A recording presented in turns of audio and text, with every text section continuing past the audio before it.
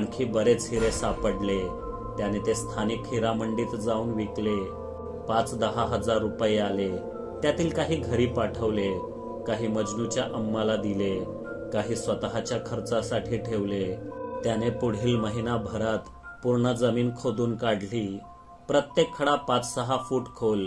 पण त्याचं समाधान होईना. लहान खड्यांनी तो खुश नव्हता. काहीतरी असं सापडलं पाहिजे ज्याने अवघं आयुष्य बदलून जावं. रायबाने मॅट्रिक पर्यंत शिक्षण पूर्ण केलं होतं, तेही मुंबईतल्या छबिलदास शाळेत. भूगोलाच्या तासाला त्याने मास्तरांकडून ऐकलं होतं की कशी लाखो करोडो वर्षांपूर्वीच्या भूकंपात जंगलाच्या जंगलं मातीत गाडली गेली. उच्च दबाव आणि उष्णतेमुळे त्यांचा कोळसा झाला. पुढे करोडो वर्ष त्या कोळशावरही परिणाम होऊन हिरे तयार झाले. मग एवढी दुर्मिळ वस्तू फक्त 5-6 फूट खोदून कशी सापडेल? आणखी खोदायला पाहिजे.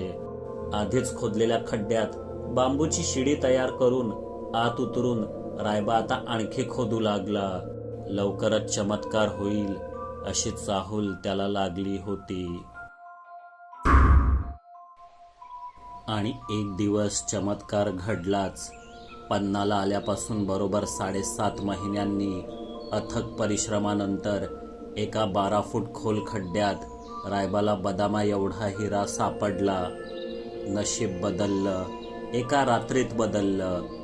पण ती एक रात्र येण्यासाठी त्याला आयुष्यातील कित्येक दिवसांची आहुती द्यावी लागली होती. तो खडा मुठीत धरून तो आनंदाने किंचाळला, हसला, रडला, खड्ड्यातील मातीत लोळू लागला.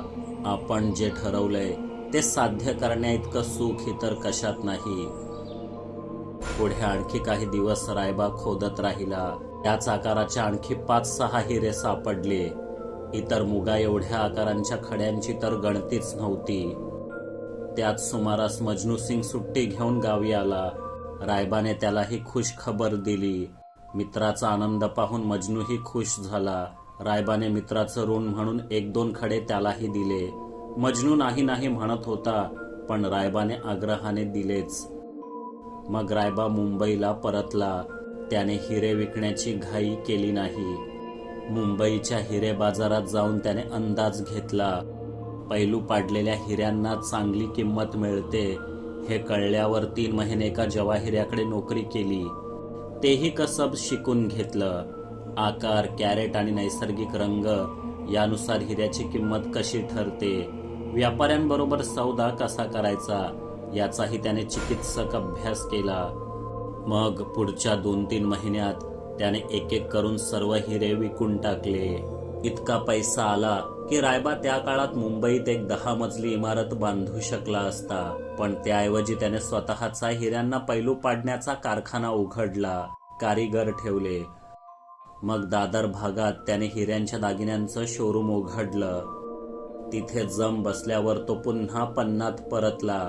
मजनू अजूनही मुंबईला गिरणीत काम करत होता. वर्षातून 1-2 वेळा गावी येई.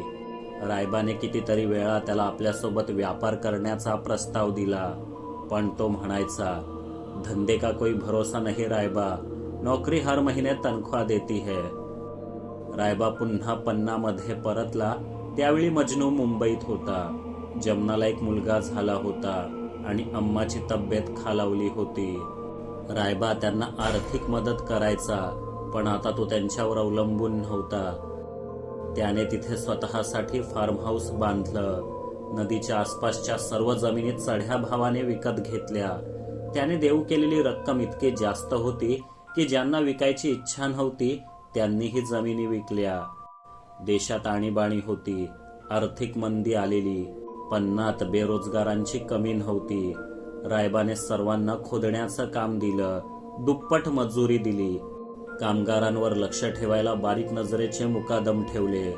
तगडे पैलवान रोज जाताना मजुरांची आणि त्यांच्या सामानाची झाडाझडती घेत. खोदकामात सापडलेल्या हिऱ्यांची चोखंदळ कारकून दिवसावारी नोंद करत. महिन्यातून एकदा जाऊन रायबा सर्व हिरे जमा करून आणे. ते मुंबईतल्या त्याच्या कारखान्यात पैलू पाडण्यासाठी पाठवले जात. तिथून शोरूम मध्ये. पन्ना असो वा मुंबई, स्थानिक नेत्यांना वेळच्या वेळी भेटवस्तू मिळत होत्या. सगळेच रायबाच्या प्रगतीने खुश होते. पुढील 10 वर्षात व्यापार भरमसाठ वाढला, इतका की रायबाने दक्षिण आफ्रिकेत सुद्धा काही हिरेखाणी विकत घेतल्या. तिथे सुद्धा व्यापाराची नीट घडी बसवली. पहिल्या काही हिऱ्यांनीच त्याला लक्षाधीश बनवलं होतं. मग पुढच्या 1-2 वर्षात तो करोडपती बनला आणि आता तर मिलेनियर. रायबाचा रायचंद झाला. आपलं टिपिकल वाटणारं आडनाव बदलून त्याने व्यापाराशी मिळतं जुळतं सराफ हे नाव जोडलं. हळूहळू रायचंद सराफ भारतातील अग्रगण्य 100 उद्योगपतींपैकी एक बनला. त्याने लग्नही केलं. त्याची बायको सुद्धा एका उद्योगपतीची लेकच होती. लग्नानंतर 5 वर्षात त्याला 2 मुले झाली. मग खूप उशिरा एक मुलगी. मुंबईत 3-4 बंगले, शेअर मार्केटमध्ये गुंतवणूक, पिंक डायमंड नावाची कंपनी. लग्नानंतर 5 वर्षात त्याला 2 मुले झाली. मग खूप उशिरा एक मुलगी. मुंबईत 3-4 बंगले, शेअर मार्केटमध्ये गुंतवणूक, पिंक डायमंड नावाची कंपनी, मुलांना परदेशात शिक्षण. यथावकाश त्यांचे नेत्रदीपक महागडे लग्न सोहळे, आलिशान गाड्या. मग मुंबईचा कंटाळा आला म्हणून मनोरी इथे हे स्वतःचं मॅन्शन. रायचंद सराफ यांना कशाचीच कमी नव्हती. त्यांना भारताचे डायमंड किंग म्हटले जायचे ते काय उगीच. उतारवयातही त्यांचा दरारा टिकून होता. कंपनीत मान होता. मुलांवर वचक होता. पण आता शरीर थकलेलं. आपल्यानंतर मुलांमध्ये क्लेश नको म्हणून त्यांनी संपत्तीची वाटणी करायचं ठरवलेलं. इतकी श्रीमंती असूनही त्यांचं मन शांत नव्हतं. सतत काहीतरी खटकायचं. त्यांनी मृत्यूपत्र तयार केलं होतं. त्यात ते सर्व ठीक करणार होते. उद्या त्यांच्या लग्नाचा 50वा वाढदिवस. तेच औचित्य साधून त्यांनी मृत्यूपत्राची घोषणा करायचं ठरवलं. मनोरी आयलंडवरच्या त्यांच्या द ओशन एमराल्ड मॅन्शनवर जंगी पार्टी होती. पार्टीला कुटुंबीय आणि नातेवाईक, काही ठराविक मित्र एवढीच मंडळी बोलावलेली. फक्त 30-40 जण. रायचंद यांना गर्दी आवडायची नाही, पण या 30-40 जणांसाठी जगातील सर्व सुखे तिथे आणून ठेवलेली. एका अतिशय जुन्या व्हिस्कीच्या बाटलीची किंमत तब्बल 10 लाख रुपये होती.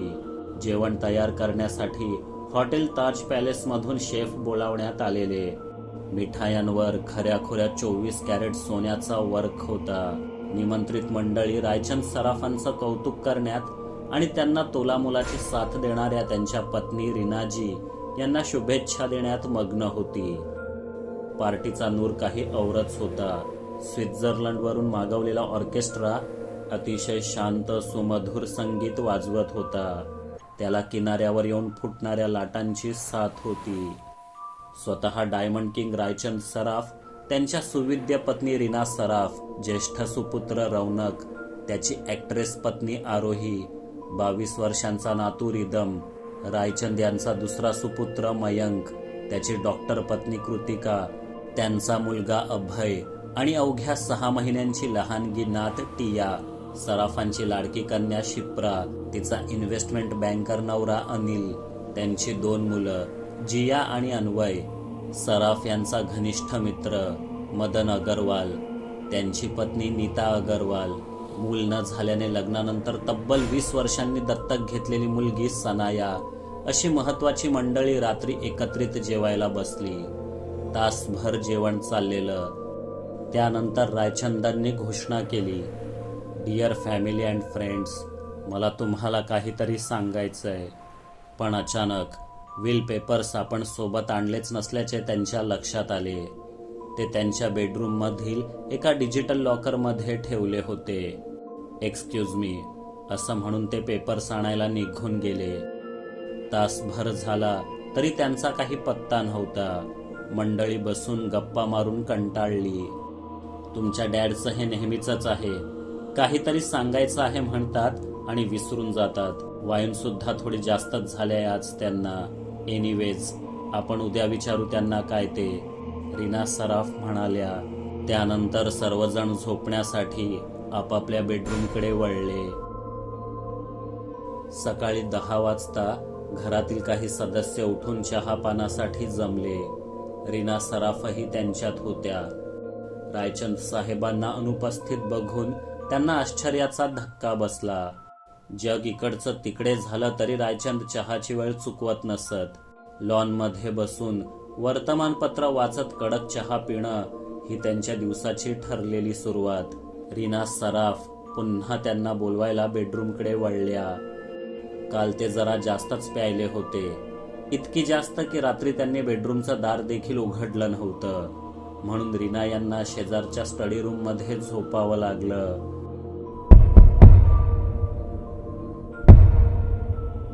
पण आताही इतक्यांदा नॉक करून ते दार उघडत नाही आहेत हे पाहून त्या घाबऱ्या घुबऱ्या झाल्या. कुटुंबातील सर्व सदस्य व अॅनिव्हर्सरीसाठी आलेली मित्रमंडळी सुद्धा दाराबाहेर जमा झाली. दार आतून लॉक होतं. बेडरूमला मागच्या बाजूने खिडक्या होत्या, पण त्यांना मजबूत लोखंडी गज होते. शानदार बाल्कनी होती, पण तिचं दार समुद्राकडे उघडायचं. थोडक्यात इतर कुठल्याही मार्गाने आत प्रवेश करणं कठीण होत. दार तोडणं हाच उपाय. त्यांनी सुरक्षा रक्षकांना बोलावलं. दार तोडण्यात आलं. लोकल थांबताच प्रवासी आत घुसतात तसे सर्व आत शिरले आणि पाहतात तर काय, रायचंद सराफ आपल्या आलिशान बेडवर झोपलेले, पण कायमचे. कुणीतरी छातीत तीक्ष्ण सुरा भोसकून त्यांची हत्या केली होती. पलंगावरची गादी रक्ताने लालेलाल झालेली. हे दृश्य पाहून रीना सराफ यांनी किंकाळी फोडली. त्यांच्या मुलीला आणि सुनांना भोवळ आली. पुरुष मंडळी चक्रावली. कुणीतरी पोलिसांना फोन लावला. मनोरी गावच्या पोलिसांसाठी ही हाय प्रोफाईल मर्डर केस डोईजड होती. मुंबईतून स्पेशल क्राईम ब्रँचचे अधिकारी बोलावण्यात आले. त्यांनी आठवडाभर तपास केला. रायचंद यांच्या बेडरूमचा कोपरानकोपरा धुंडाळण्यात आला. सर्व दारे खिडक्या 4-4 वेळा तपासल्या, पण काही सुगावा लागेना. रायचंद यांचा खून झालाय हे स्पष्ट दिसत होतं, पण बंद खोलीत खुनी कसा शिरला, कसा बाहेर पडला काहीच कळेना. मती गुंग झाली. त्यांनी घरातील सर्वांची जबानी घेतली. कुणावर संशयही घेता येईना. तपास खोळंबला. ज्या चाकूने हत्या झाली तो तिथलाच फळे कापण्याचा अँटिक खंजीर होता. त्याच्या मुठीवर रायचंद सोडून दुसऱ्या कुणाचेच फिंगरप्रिंट्स नव्हते. दारूच्या नशेत त्यांनी तो हातात घेतला आणि तोल जाऊन बेडवर पडले. खंजीर छातीत घुसून त्यांचा जागीच मृत्यू झाला. हा अपघात होता, नाहीतर इतक्या सज्जन दानशूर माणसाची हत्या कोण करेल असा अंदाज पोलिसांनी वर्तवला. पोलिसांच्या कामगिरीवर अत्यंत नाखुश असलेल्या श्रीमती रीना सराफ यांनी आपल्या मुलाला रौनकला प्रायव्हेट डिटेक्टिव्ह बोलवायला सांगितले. रौनकने इंटरनेटवर सर्च करून भारतातील काही टॉपच्या डिटेक्टिव्ह एजन्सीजची नावं सुचवली. I don't want one of the best agencies, I want the best, रीनाजी म्हणाल्या. तेव्हा त्यांची लाडकी कन्या शिप्राने 9 घोस्टचं नाव सुचवलं. एका बंदिस्त खोलीत खून होतो, कसा ते कोणालाच कळत नाही. अनेक थिअरीज असतात, त्यातून नेमकं कारण आणि गुन्हेगार शोधून काढायचा. या संदर्भात अनेक रहस्य कथा लेखकांनी लिहून ठेवलंय. हॉलिवूडमध्ये सिनेमे सुद्धा बनवले गेल्यात. अशी केस सॉल्व्ह करणं हे प्रत्येक गुप्तहेराचं स्वप्न असतं. आणि मित्रांनो, तीच संधी आज आपल्याला मिळते आहे. डायमंड किंग रायचंद सराफ हे खूप मोठं प्रस्थ. त्यांचा खुनी शोधून काढला तर आपल्या 9 घोस्ट डिटेक्टिव्ह एजन्सीचं नाव आणखी चर्चेत येईल. मी म्हटलं. सगळे तल्लीनतेने ऐकत होते. सचिनने येताना सोबत खारीचा पुडा आणलेला आणि ते चहाच्या पेल्यात बुडवून खात होता. ते पाहून मंग्याच्या कपाळावर साहजिकच आठ्या पडल्या. तो म्हणाला, हे काय चाललंय झेमण्या तुझं? काही प्रोफेशनलपणा आहे की नाही? मीटिंग चालू असताना चहात खारी बुडवून खातोयस तू? मग खारी नाही तर काय खाऊ बटाट्या? माझा पगार वाढवा, मग चहात मावा केक बुडवून खातो होलसेलमध्ये. सचिन डाफरला. प्रश्न तू चहात काय बुडवून खातोस याचा नाहीच आहे भेंडी. तू इथे बसून चहा का पितोयस हा आहे. विजय दातोट खात म्हणाला. मग कुठे बसून खाऊ वाटाण्या? ऑफिसमध्ये आल्या आल्या तुम्ही मीटिंगला बोलावून घेतलत. आज उशीर झाला म्हणून घरातून नाश्ता न करता बाहेर पडलोय मी. बोललो इथे येऊन जरा आरामात चहा पिईन तर इमर्जन्सी मीटिंग सांगून बोलावलं मला. सचिनने कुरकुरत खारीचा तुकडा पाडला. त्याच्याकडे हे करा रे, मूळ ह्याच्यावर या. केस घेतलीय आपण. 1 कोटीचा ऍडव्हान्स दिलाय त्यांनी. सर्व्हिस पण तशीच द्यायला लागेल. मला अकाउंटचं खूप हे पडलंय, नाहीतर मीच गेलो असतो चेतू सोबत. तुमच्यापैकी कोण कोण जातंय सांगा, योगने विचारलं. मी जातोय बाबा. किती दिवस फील्डवर्क नाही केलं. उद्या तुम्ही बोलायला नको.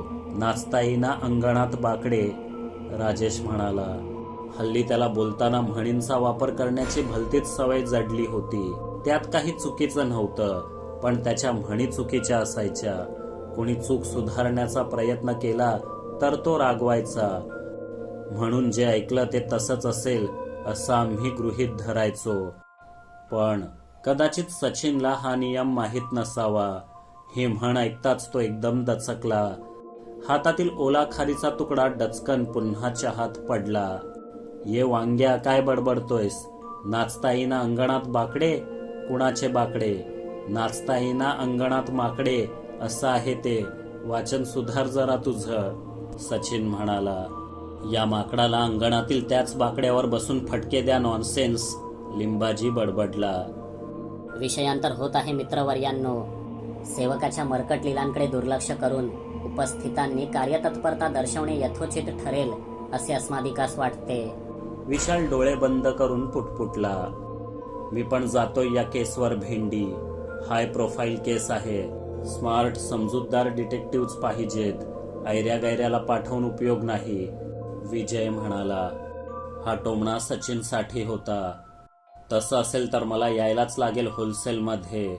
डायमंड किंगची मर्डर केस सॉल्व्ह करायला जगातील नंबर 1चा डिटेक्टिव्ह पाहिजेच. सांगा त्यांना मी येतोय म्हणून, सचिन चहाचा कप खाली ठेवत म्हणाला. हे ऐकताच बाकीच्यांना धडकी भरली. पण त्याला नाहीतरी कोण म्हणणार, तो ऐकणार थोडीच. शेवटी मी, विजय, राजेश आणि सचिन चौघांनी मनोरीला जायचं ठरलं. तुम्ही तिघांनी आपली पांढरी ऑडी घेऊन पुढे जा. माझं एका केसवर काम चालू आहे, ते संपवून 2 दिवसात येईन. तोपर्यंत ओशन एमेराल्ड मॅन्शनवरच्या कुणालाही बंगला सोडून जाऊ देऊ नका. रीना मॅडम तिथेच सर्वांच्या राहण्या खाण्याची सोय करतील, मी म्हटलं. तिघांनी मान डोलावली. दुसऱ्याच दिवशी ते मनोरी आयलंडकडे रवाना झाले. आधी गाडीने मार्वे जेटीपर्यंत जायचं. तिथून गाडी ट्रॉलरमध्ये चढवायची आणि मनोरी बेटाच्या किनाऱ्यावर उतरायचं असं ठरलं. मनोरी बेट तसं मुंबईपासून फार लांब नाही, पण मध्ये खाडीपट्टा येत असल्याने हा भूभाग मुख्य जमिनीपासून वेगळा झालेला वाटतो. तसं गोराई आणि उत्तन मार्गेही इथे पोचता येतं. शहरात राहूनही शहरी वर्दळ आणि धकाधकीपासून दूर राहण्यासाठी निवडलेलं हे ठिकाण रायचंद सराफांच्या व्यवहार चातुर्याची जाणीव करून देतं. आपलं त्रिकूट मॅन्शनच्या मुख्य प्रवेशद्वारावर पोचलं. गाडीत बसल्या बसल्याच ड्रायव्हरने हात लांब करून एक बटण दाबलं की आधी कॅमेरा गाडी व आत बसलेल्यांना स्कॅन करतो. येणारे पाहुणे आमंत्रित किंवा अपेक्षित असतील तरच गेट उघडतो. तसा तो उघडला. सुरक्षा रक्षकांनी सर्वांची झाडाझडती घेतली. विजय गन घेऊन गेला होता. ती सुरक्षेच्या कारणास्तव काढायला सांगून केबिनमध्ये डिपॉझिट करण्यात आली. प्रशिक्षित शिकारी कुत्र्यांनी गाडीला चहूबाजूंनी हुंगून आत अंमली पदार्थ किंवा स्फोटके नसल्याची खात्री केली. मगच त्यांना पुढे सोडण्यात आलं. इतकी सुरक्षा व्यवस्था पाहून तिघांच्याही मनावर ताण येऊ लागला. गेटपासून मॅन्शनपर्यंतचं अंतर जवळपास 1 किलोमीटरचं होतं. मुंबईत एवढ्या परिसरात कमीत कमी 100 इमारती उभ्या राहिल्या असत्या, पण इथे केवळ रानच होतं, हिरवगार रान. या रानामुळे एमेराल्ड मॅन्शन बाहेरून कधी दिसतच नसे. ते फक्त दर्याकडच्या बाजूनेच दिसू शकत होतं. पण त्या बाजूला सरळ सोट उभा कडा होता. खाली खवळलेला समुद्र. म्हणजे कुठल्याही आगंतुकाला आत प्रवेश करणं अशक्यच. दर 50 मीटरवर हातात बंदुका घेतलेले करड्या नजरेने पाहणारे सुरक्षा रक्षक, भुंकणारे शिकारी कुत्रे, आणि झाडाझुडपात दडवलेले छुपे कॅमेरे पाहून आपण अतिश्रीमंतांच्या बंगल्यावर नाही तर एका अत्याधुनिक तुरुंगात जात आहोत असं सचिनला वाटलं आणि धडकी भरली तर त्यात काही नवल नाही.